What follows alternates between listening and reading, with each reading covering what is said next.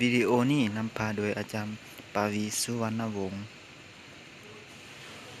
และนำเสนอโดยเท่าฝึกจ้างบัวเก้าสาขาครูฟิสิกส์ศาสตร์ปีหนึ่งที่มหาวิทยาลัยแห่งชาติจุดประสงค์ของเราเพื่อตักแก้วมาเฮ็ดโถดอกไม้